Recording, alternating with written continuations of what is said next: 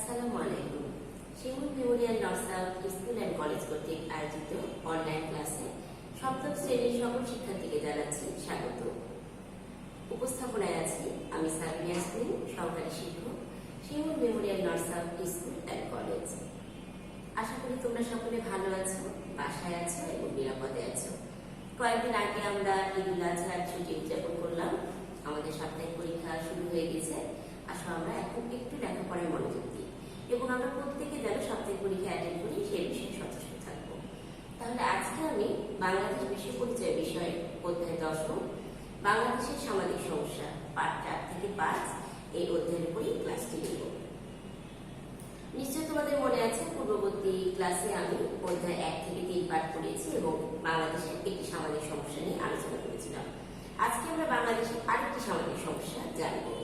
তাহলে আজকে আমাদের যে পাঠগুলো রয়েছে তার মধ্যে তোমরা যেগুলো শিখতে পারবে বা শিখুন ফল তা হচ্ছে বাল্য বিবাহ কি তা জানতে পারবে, বাল্য বিবাহের কারণগুলো চিহ্নিত করতে পারবে, প্রভাব বিশ্লেষণ করতে পারবে এবং এটি যে একটি শাস্তিযোগ্য অপরাধ আইনের ধারাটা জানতে পারবে। এছাড়াও প্রতিরোধে আমাদের করণীয় কি কি তা আমরা বর্ণনা করতে পারবো।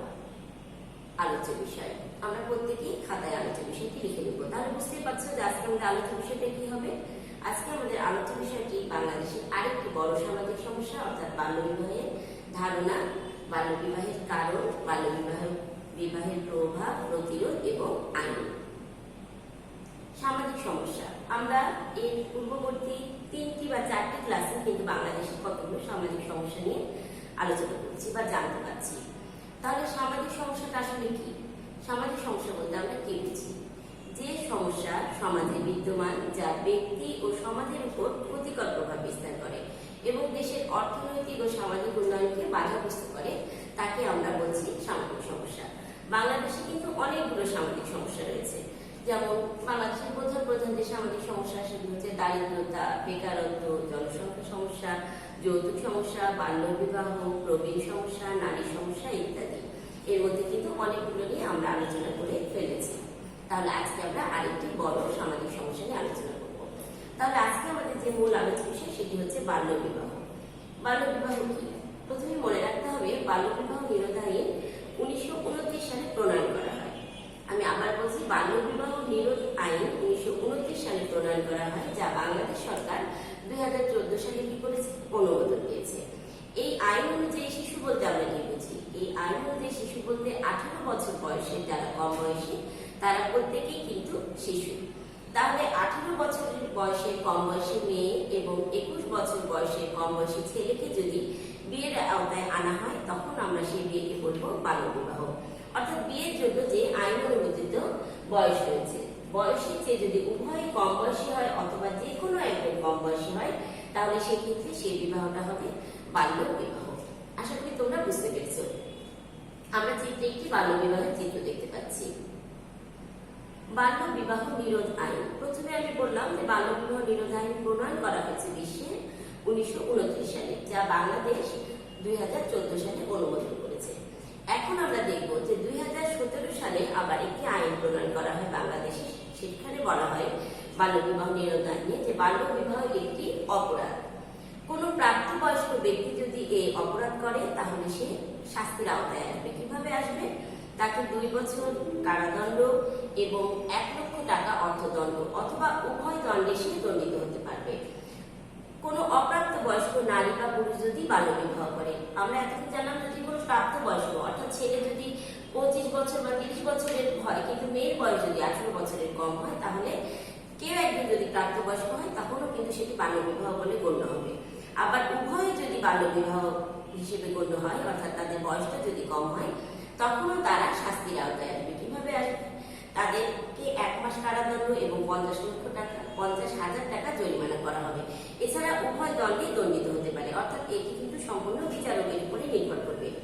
এছাড়াও যারা পিতা, মাতা, অভিভাবক বা অন্য কোনো ব্যক্তি অর্থাৎ যারা বাল্য বিবাহ সম্পাদনে সাহায্য করবে, সেটা যে কেউ হতে পারে, অভিভাবক হতে পারে, পিতা মাতা হতে পারে, পাড়া প্রতিবেশী বা যে এই বাল্য বিবাহ কাজে সম্পাদন করতে সাহায্য করবে তারাও কিন্তু এই শাস্তির আওতায় আসবে। অর্থাৎ তাদেরকে কি হবে? 2 বছর পর্যন্ত কারাদণ্ড বা 50,000 টাকা জরিমানা বা উভয় দণ্ডে তারা দণ্ডিত হতে পারবে।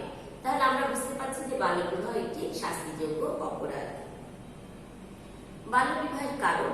বাংলাদেশে অনেকগুলো কারণে বাল্যবিবাহ ঘটে থাকে। তার মধ্যে আমি প্রধানত 5টি যে কারণ, সেই 5টি কারণ নিয়ে আজকে আলোচনা করব। তাহলে বাল্যবিবাহের কারণগুলো আমরা কি দেখছি?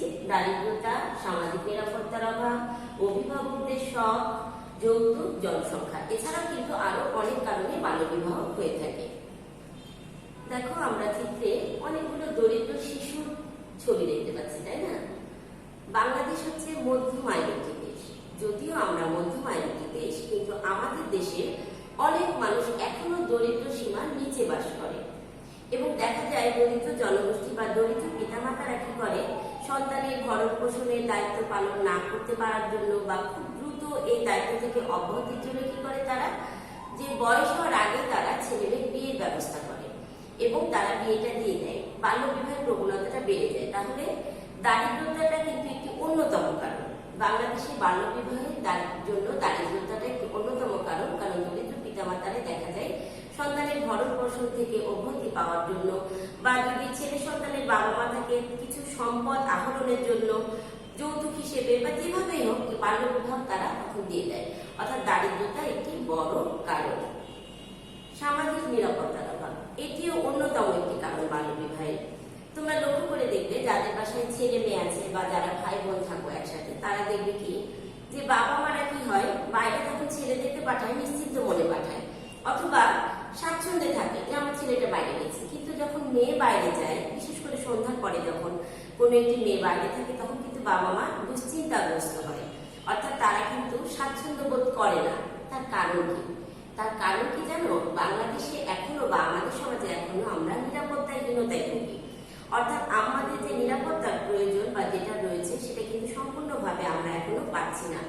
দেখো, আমাদের সমাজে অনেকগুলো নেতিবাচক দিক রয়েছে বা নেতিবাচক অনেকগুলো ঘটনা ঘটে। তোমরা তো জানো অ্যাসিড সন্ত্রাস, ইভটিজিং ইত্যাদি অনেক ধরনের বিষয়গুলো আমাদের ঘটে থাকে, যার জন্য এখনো বাবা মারা মেয়েদের যে নিরাপত্তা রয়েছে সমাজে সেটা কিন্তু পাচ্ছে না। এবং পুরুষশাসিত সমাজে আমরা আসলে নিরাপত্তার অভাবে ভুগছি। ফলে কি হয়, নিরাপত্তার অভাবে বাবা মারা কি করে, মনে করে যে তার যদি মেয়ে সন্তান থাকে যত দ্রুত সম্ভব বিয়েটা দিয়ে দিলে তারা অনেকটা শান্তি পায় বা এই যে মনের যে একটা অশান্তি বা নিরাপত্তার যে একটা হীনতায় যে তারা ভুগে সেটা থেকে তারা রক্ষা পায়। তো যার জন্য আমরা দেখছি যে সামাজিক নিরাপত্তার অভাবেও বাল্যবিবাহটা আমাদের দেশে বেড়ে যাচ্ছে। অভিভাবকদের শখ।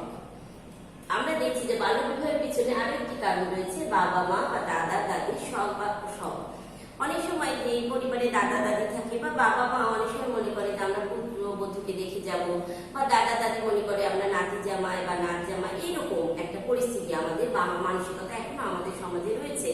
এবং অভিভাবকরা মনে করে যে আমরা চলে যাওয়ার আগে দেখে যেতে চাই, যার কারণে অনেক সময় সেই পরিবারের সন্তানরা বাধ্য হয়ে বাল্যবিবাহে আবদ্ধ হয়।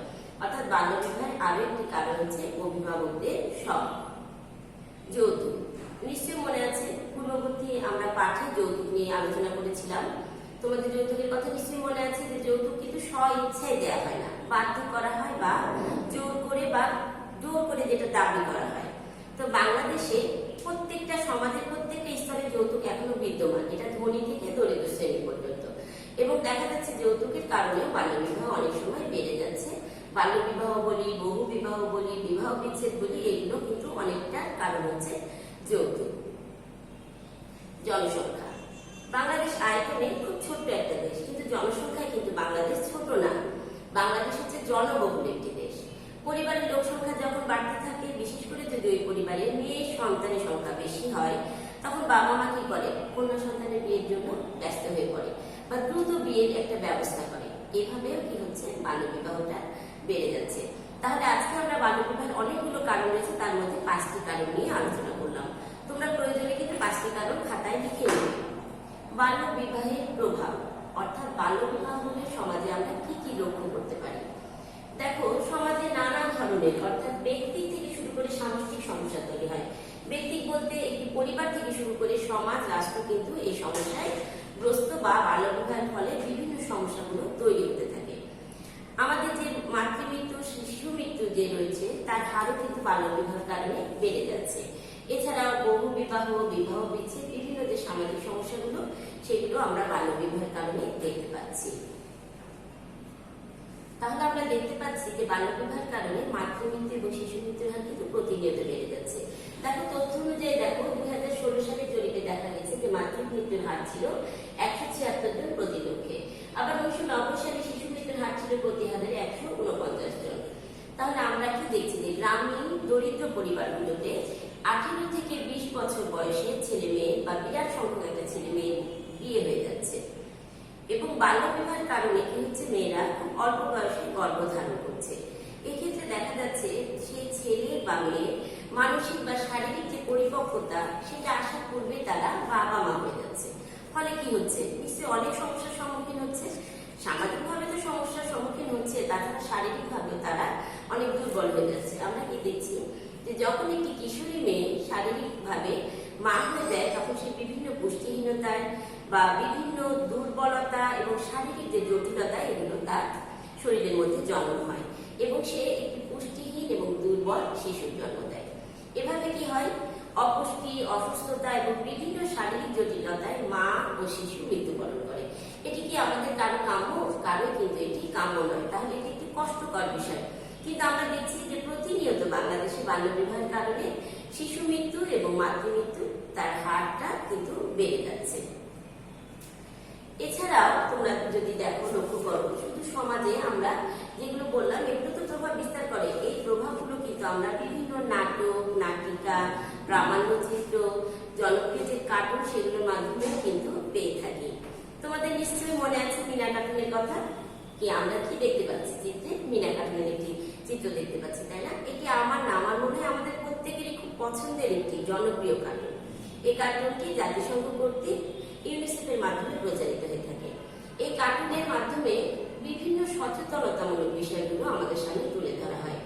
মনে আছে না, মিনা, মিঠু, যৌতুক বন্ধ করো, বিয়ের বয়স হয়নি এবং এতে ছেলে মেয়ে যে সমানাধিকার, মেয়েদেরকে স্কুলে পাঠানো, এই বিষয়গুলো অর্থাৎ আমাদের সামাজিক, বিশেষ করে দক্ষিণ এশিয়ায় সামাজিক যে সমস্যাগুলো প্রতিনিয়ত ঘটছে সেই সামাজিক সমস্যাগুলোকে সচেতনতামূলক যে বিষয়গুলো আমরা কিন্তু এই জনপ্রিয় মিনা কার্টুনের মাধ্যমে তা দেখতে পাচ্ছি এবং প্রতিরোধে যে আমাদেরকে কি করতে হবে সেগুলো কিন্তু আমরা এর মাধ্যমে জানতে পারছি। তাহলে আমরা খুব পছন্দ করে এই কার্টুনটা দেখি, তাই না? আমরা আরো ভালো মতো দেখবো এবং আমরা বুঝবো যে বাংলাদেশে অনেক সামাজিক সমস্যা রয়েছে এবং এই সামাজিক সমস্যাগুলো থেকে কিভাবে আমাদেরকে উত্তরণ পেতে হবে। এখন আমরা চলে যাচ্ছি বাল্যবিবাহ প্রতিরোধে আমাদের করণীয়। এই পয়েন্টগুলো অবশ্যই তোমরা আজকে যারা ক্লাস করছো অবশ্যই তোমরা খাতায় লিখে নিবে, কারণ এইভাবে তোমাদের কিন্তু বইয়ে পয়েন্ট হিসেবে নাই। যদি তোমরা লিখে নাও তোমাদের পরবর্তীতে কি সৃজনশীল প্রশ্ন লিখতে সুবিধা হবে। তাহলে কি বাল্যবিবাহ প্রতিরোধের যে করণীয়, তা কি প্রথমে আমাদেরকে শিশু কিশোরদের উপযুক্ত শিক্ষায় শিক্ষিত করে গড়ে তুলতে হবে। তোমরা এখন প্রত্যেকে কিশোর এবং কিশোরী। শিক্ষিত হলে মানুষ কি হয়? সচেতন হয় এবং সচেতন যখন মানুষ হবে তখন কিন্তু মানুষ একটি বিষয়ের ভালো দিক বা খারাপ দিক বুঝতে পারবে। অর্থাৎ কি হবে, বাল্যবিবাহের কুফল সম্পর্কে তারা ধারণা লাভ করবে। মা, বাবা সহ অভিভাবকদের সাথে খোলামেলা আলোচনা করতে হবে। এটি খুব গুরুত্বপূর্ণ। তোমাদের এখন বয়সন্ধিকাল, তোমরা এখন কিশোর কিশোরী, প্রত্যেকটি বিষয় নিয়ে শুধু মা বাবা কেন, গুরুজন, শিক্ষকদের সাথেও তোমরা খোলামেলা ভাবে আলোচনা করবে। তোমরা আজকে যদি সামাজিক সমস্যাগুলো উপলব্ধি করতে পারো, বুঝতে পারো যে এর ফলে কি কি সমস্যায় দেশ মানে প্রভাবিত হবে, তাহলে কি হবে, ভবিষ্যতে তোমরা এর থেকে কিন্তু দূরে থাকতে পারবে। এছাড়া কি করতে হবে, ছেলে মেয়েদেরকে আত্মনির্ভরশীল করে গড়ে তুলতে হবে, অর্থাৎ আমাদেরকে আত্মনির্ভরশীল জাতি গড়ে তুলতে হবে। মেয়েদেরকে এই বিষয়ে অধিক সচেতন হতে হবে, যেহেতু বিষয়টি আসলে মেয়েদের ক্ষেত্রে বেশি প্রযোজ্য হয়। কারণ আমরা লক্ষ্য করে দেখি যে বাল্যবিবাহটা সাধারণত ছেলেরা তো করে, তার সাথে মেয়েদের সংখ্যাটা কিন্তু বেশি হয়, যার জন্য মেয়েদেরকে পরিবারে বেশি অধিক সচেতন হতে হবে। বাল্যবিবাহ যে একটি শাস্তিযোগ্য অপরাধ এবং এই অপরাধ প্রতিরোধে কি করতে হবে, আমাদের সকলকে এগিয়ে আসতে হবে এবং সামাজিক আন্দোলন গড়ে তুলতে হবে। নিশ্চয়ই আমি যখন তোমাদের এর আগে যৌতুক পড়িয়েছিলাম, সামাজিক আন্দোলন নিয়ে তোমাদের সাথে আলোচনা করেছিলাম, ঠিক একইভাবে সামাজিক আন্দোলন আমাদেরকে গড়ে তুলতে হবে। চিত্রে আমরা দেখো একটি সামাজিক আন্দোলনের চিত্র দেখতে পাচ্ছি, যেখানে বলা হচ্ছে বাল্যবিবাহ সম্পর্কে, তাই না? বা বাল্যবিবাহ যেন বন্ধ হয় সেই বিষয়ে একটি এখানে মানববন্ধন করা হয়েছে। তাহলে সামাজিক আন্দোলনটা আসলে কি? সামাজিকভাবে প্রতিহত যে আন্দোলন বা প্রতিহত করার জন্য আমরা যে আন্দোলন করি সেটাকে আমরা বলছি সামাজিক আন্দোলন। শিক্ষিত মানুষ, আইনজীবী, ইউনিয়ন পরিষদের চেয়ারম্যান, সদস্য, কাউন্সিলর হতে পারে, স্থানীয় উন্নয়ন কর্মীদের সহায়তা কি করতে হবে, এই বিষয়ে আমাদেরকে গ্রহণ করতে হবে। দরকার হলে সবাই মিলে বাল্যবিবাহ রোধে সংগঠন গড়ে তুলতে হবে এবং এই সামাজিক সমস্যা থেকে তাহলে আমরা মুক্তি পাবো। এই সংগঠন বাল্যবিবাহের কারণে নির্যাতিত মানুষের পাশে, অর্থাৎ যারা এর আওতায় চলে এসেছে বা যারা এই যে এই কাজগুলো পরিচালনার দায়িত্ব পালন করছে বা পরিচালনায় যারা রয়েছে, সেই সকল মানুষের পাশে এসে দাঁড়াতে হবে এবং তাদেরকে সকল ধরনের আইনের যে ব্যবস্থা রয়েছে সেটা দেওয়ার চেষ্টা করতে হবে। তাছাড়া এই সংগঠন বাল্যবিবাহ রোধে সভা, পদযাত্রা অর্থাৎ র্যালি, মানববন্ধন ইত্যাদি আমরা করতে পারি। এর মাধ্যমে কি হবে, মানুষ সচেতন হবে বা সচেতনতা তৈরি হবে এবং বাল্যবিবাহের থাবা থেকে আমাদের সমাজ রক্ষা পাবে। আমি ক্লাসের প্রায় শেষের দিকে চলে গেছি। তাহলে আজকে আমরা কি কি জানলাম? আজকে আমরা জানলাম বাংলাদেশের আরেকটি বড় সমস্যা বা আরেকটি সামাজিক সমস্যা, তার নাম হচ্ছে বাল্যবিবাহ। বাল্যবিবাহ কি কি কারণে ঘটে থাকে, বাল্যবিবাহ যে একটি শাস্তিযোগ্য অপরাধ সেটাও আমরা জানলাম। এছাড়া বাল্যবিবাহ প্রতিরোধে আমাদের করণীয় গুলো জানলাম। তাহলে মূল্যায়ন, আমি যদি মূল্যায়নে যে প্রশ্নগুলো রেখেছি, আজকে তোমরা যদি ক্লাসটি মনোযোগ দিয়ে শুনো, আমি আশা করছি তোমরা প্রত্যেকেই এই প্রশ্নের উত্তরগুলো খুব সহজে দিতে পারবে। কত সালে বাল্যবিবাহ নিরোধায়ন করা হয়? এটি হচ্ছে করা হয় 1929 সালে। আর যদি বলা হয় বাংলাদেশ কত সালে অনুমোদন করে, তখন কিন্তু বলবে 2014 সালে। বাল্যবিবাহ বলতে কি বুঝি? আমরা সবাই জানি যে আইন অনুযায়ী মেয়েদের বিয়ের বয়স হচ্ছে 18 বছর। 18 বছরের নিচে বাল্যবিবাহ, মানে 18 বছরের নিচে বিয়ে দেওয়া যাবে না এবং ছেলেদের হচ্ছে 21 বছর। অর্থাৎ এই বয়সের নিচে যদি কেউ বিবাহ বন্ধনে আবদ্ধ হয়, তখনই তাকে আমরা বলবো বাল্যবিবাহ। সেটা একজনও হতে পারে বা উভয় হতে পারে। যে যদি একজনও হয় তখনও কিন্তু এটি বাল্যবিবাহ বলে গণ্য করা হবে। বাল্যবিবাহের 3টি কারণ উল্লেখ করো। অনেকগুলো কারণ রয়েছে, তোমরা যেগুলো 3টি কারণ উল্লেখ করবে। কেন মাতৃমৃত্যু এবং শিশু মৃত্যুর হার বেড়ে যাচ্ছে? নিশ্চয়ই বুঝতে পারছো, বাল্যবিবাহের কারণে আমাদের দেশে প্রতিনিয়ত মাতৃমৃত্যু এবং শিশু মৃত্যুর হার বেড়ে যাচ্ছে, যা কখনোই আসলে আমাদের কাম্য নয়। দেখো চিত্রে আমরা একটা খুব সুন্দর চিত্র দেখতে পাচ্ছি, তাই না? আমরা সবগুলো কিশোরীকে দেখতে পাচ্ছি। আমি এই চিত্রটি কেন ব্যবহার করেছি জানো? কারণ তোমরা সপ্তম শ্রেণীতে পড়ো। তোমরা আজকে যারা ক্লাসটি দেখছো তারা তোমরা প্রত্যেকেই কিশোর এবং কিশোরী। তোমরা আজকে কিশোর কিশোরী, কিন্তু আগামীতে তোমরা কোনো পরিবারের একজন কর্তা বা কর্ত্রী অথবা দেশের কর্ণধার।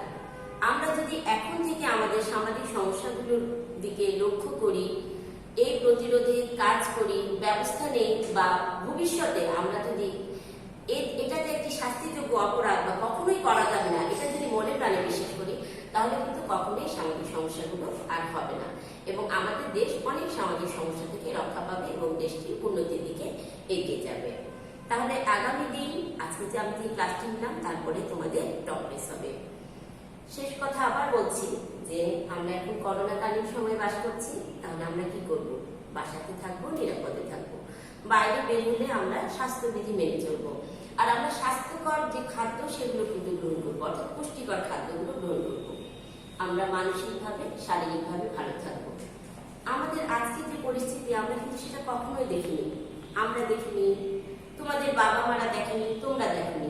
আমরা চাইও না যে ভবিষ্যতে এরকম পরিস্থিতি আবার আসুক। তাহলে আমরা কি করবো? আমরা আতঙ্কিত হব না, সচেতন থাকবো। সচেতন থেকে এই পরিস্থিতির আমরা মোকাবিলা করব। আবার তোমাদের আগামী ক্লাসে দেখা হবে, এই প্রত্যাশা নিয়ে আমি শেষ করছি। ধন্যবাদ সকলকে।